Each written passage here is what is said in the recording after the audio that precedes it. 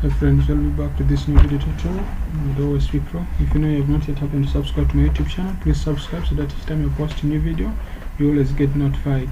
Okay, thank you. So in this video today I'm going to be walking with you, showing you how to create something called Box Shadow in Flutter. So the Box Shadow is used to display a shadow cast by the widget. So I'm just going to create up my simple Flutter project so that we get to know how this is done.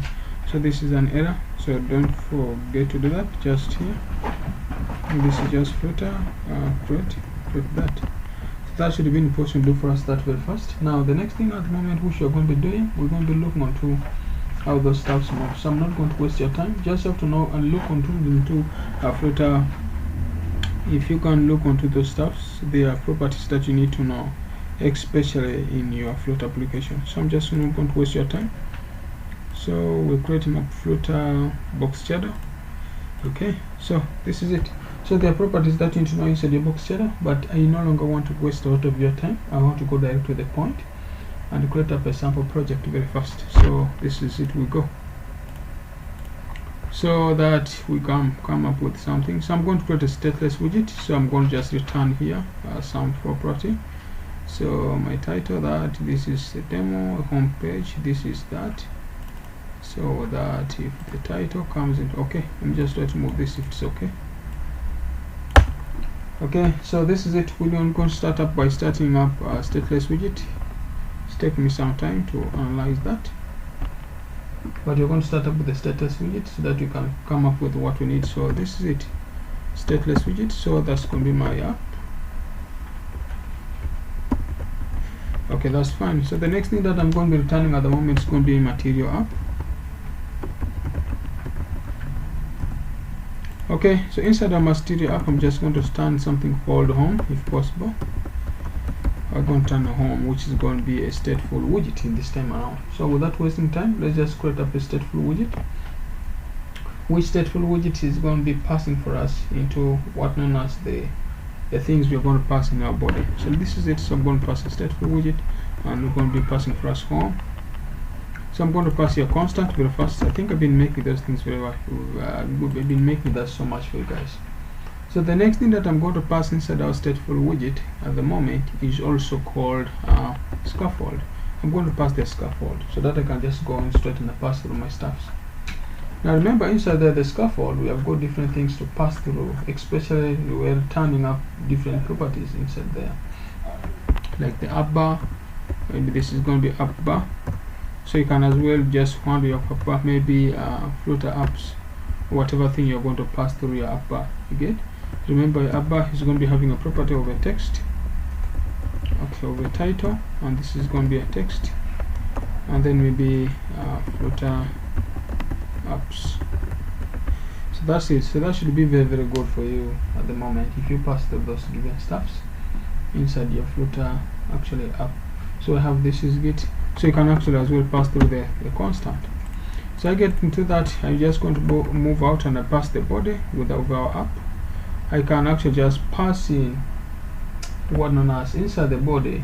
I'm just not going to create another widget. I don't want to waste time. I'm just going to return something called the center so that I don't waste a lot of time there. So I'm going to pass the center of our app, and inside there we're going to be passing through. So we are returning actually a center. So I'm going to say shard, and that shard is going to be having a column. So this is going to be a column of our app column. So that's going to be a column. Okay, that's it. So I'm trying to make this very, very fast so that we don't waste a lot of time. So I'm going to pass the height. That's it. So we have your column. So the column we have inside there is going to be having children.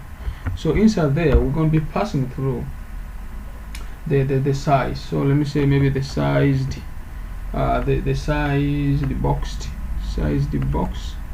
size the box, whereby this time around the box is going to be having the height. Maybe the height of the box is 30, and then we also need to pass the parameters there, like for instance passing also the container. Get container. So we need to pass also a container there, and the container has got a height maybe of 20 if possible, I mean of 100 container, and also the height, so that the width of the container may be also 100. Yeah, So this is just giving us that, so then you pass a constant so that you can be without error, or if not so, we just pass a constant here at once. Pass a constant to move this one off. Good. Just check here again. That's it. So here is giving us this alignment, that just try to pass through that. So okay, let me just try to pass through that. So have the height that, and also we have alignment, whereby this time maybe alignment is maybe going to be of alignment still, and then this alignment is passing through the center of our app. Then the next thing that I'm going to pass through here is the decoration. So whereby that decoration is going to be passing for us the box decoration, and then there we actually looking on to having that decoration in the app. So I'm going to pass through there to blend it.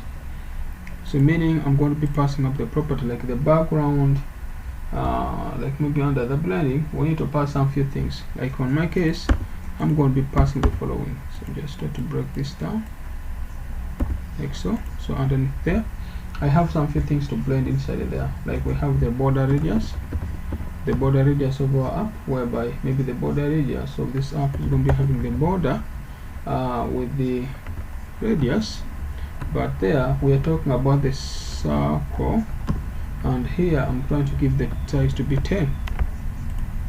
So let me say that's that. So I also have other properties to give maybe the box shadow. Now it's going to be actually a constant because I want to pass a constant of a shadow into that, and this is going to be having the colors. Let me say the color we're going to be giving to the shadow, just let's say color, and then color, that's a color.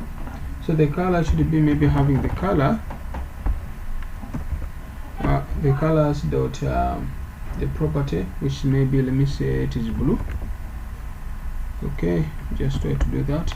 Just to check here, I have a constant that, and this constant, just try to fix this.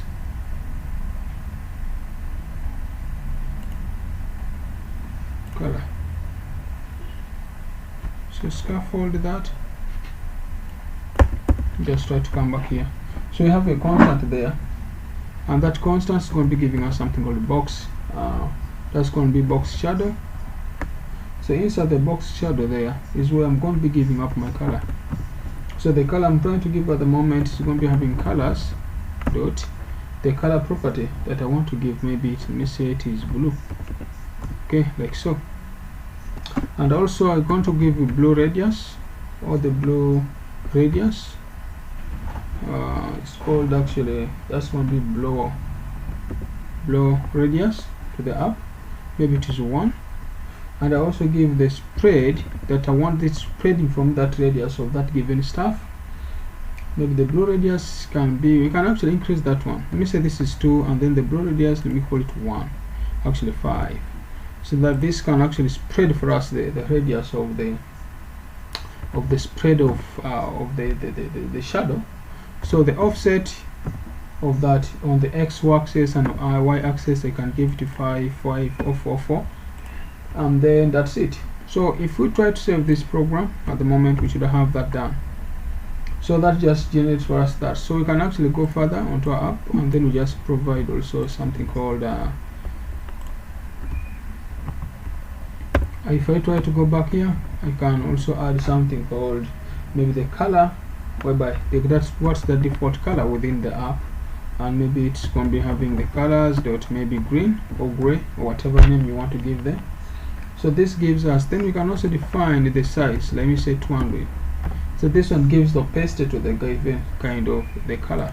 You can actually go further, because now remember this is the child, so I'm still inside here, inside the container. Outside of that container, you can still talk to the child. Like for instance, you want to give the container to be container 1. So when you say the child, maybe this child is going to be a constant still also, and this child being a constant is going to be giving us a text. Let me say maybe our app 1, whatever you were planning to give. Whereby if you come back here to try to run, you should see how the shadow is displayed underneath just that app. So you just try to move with me a little bit so that I can summarize the remaining part of the app. So there, if you try to check, we already have the container. So if you move the other side and again copy and paste the same thing within the app, where you paste the height and the rest, it should just generate for the same thing. So what I'm trying to say, if you come from we have few things to do here. If you go back to the container, where we have the container, we have the height and the rest, if we define it out, we should get the same thing out for other sizes of the containers or of the stuff you want to have in the app.